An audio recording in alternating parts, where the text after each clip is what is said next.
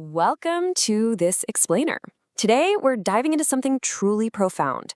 We're looking at a poetic manifesto for national transformation titled Becoming Nigeria, written by Oluyomi Ola David. In just a few short stanzas, this piece manages to capture the heart, the deeply rooted struggles, and the ultimate promise of a nation. It's a striking call to action, one that beautifully blends deep reflection with a hard demand for tangible, real-world progress. Okay, let's dive into this. Oluyomi Ola David isn't just a poet, she is a global transformation advocate. When you read her work, you immediately sense her deep-seated passion for people and her unwavering commitment to global development. She uses her voice to champion growth, and as we'll see today, her vision for her home country is both expansive and intensely personal. To really grasp the gravity of her manifesto, we kind of need to understand the foundation from which she writes. She states, "My Father God owns and rules the universe. He is the wheel within my wheels." Just let that sink in for a second. This tells us that, for her, the work of nation building isn't just some dry political or economic exercise, right? It's driven by a divine inner motor. Her vision is deeply grounded in this conviction that her actions and the transformation of her nation are propelled by a higher divine purpose. Section 1. Meet Oluyomi Ola David, the foundation of the vision. So, to fully appreciate her poetry, we really have to look at what fuels her. She's proudly Nigerian, and she brings this incredibly deep, genuine love for people to literally everything she does. But here's the thing. She doesn't just stop at love or hope. She is fiercely dedicated to generating actionable solutions. She actively works to influence policy and strategy. In a world completely full of complex situations, her stated goal is to provide clarity. She wants to cut through all that noise and find what actually works to drive transformation. Section 2. The Becoming Nigeria Vision, Earthing and Building a Nation. Keep her drive for actionable solutions in mind as we look at the exact words she uses: birth, refine, build, grow. And this brilliantly illustrates a core theme of her work. National development is a continuous, highly active process. Notice how she doesn't use passive language? She isn't waiting around for change to just magically happen. By structuring her manifesto around these powerful, commanding action verbs, she's telling us that transformation requires constant, deliberate effort. The manifesto actually opens with these striking lines: "Birth Nigeria and pursue her peace."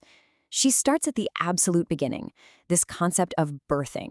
It suggests bringing something entirely new into existence, or maybe a complete rebirth of the nation's true potential. And the immediate next step? Pursuing her peace. For Oluyomi, peace isn't just the absence of conflict, it's the absolute foundational requirement upon which everything else has to be built. Section 3. Silencing the negatives. Excusing what holds us back.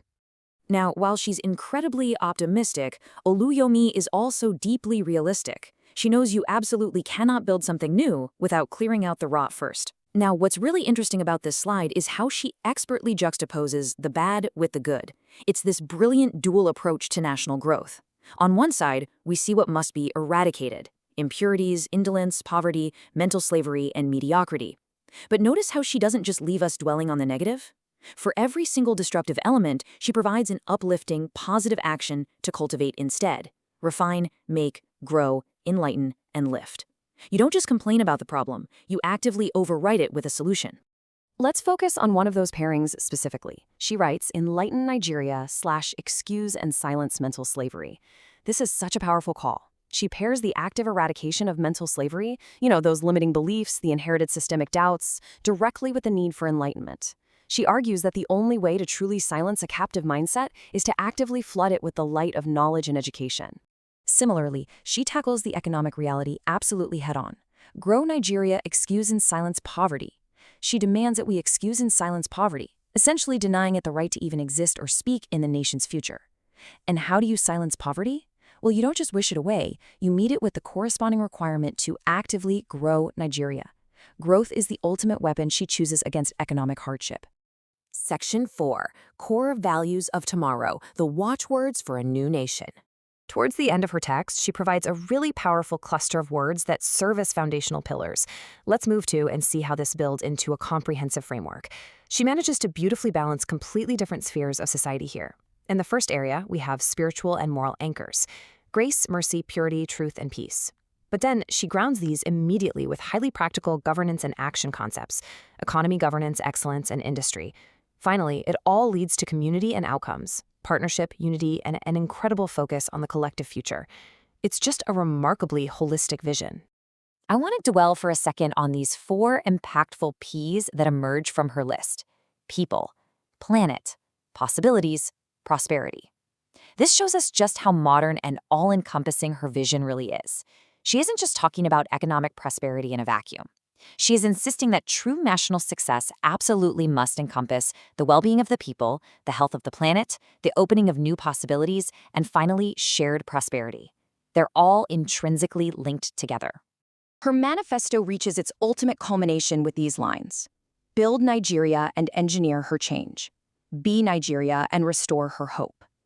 This is exactly where the vision becomes intensely personal. She is telling us that change doesn't just come from external forces. It is engineered. And more importantly, she believes that citizens must literally embody the nation. To be Nigeria is the fundamental prerequisite to restoring her hope.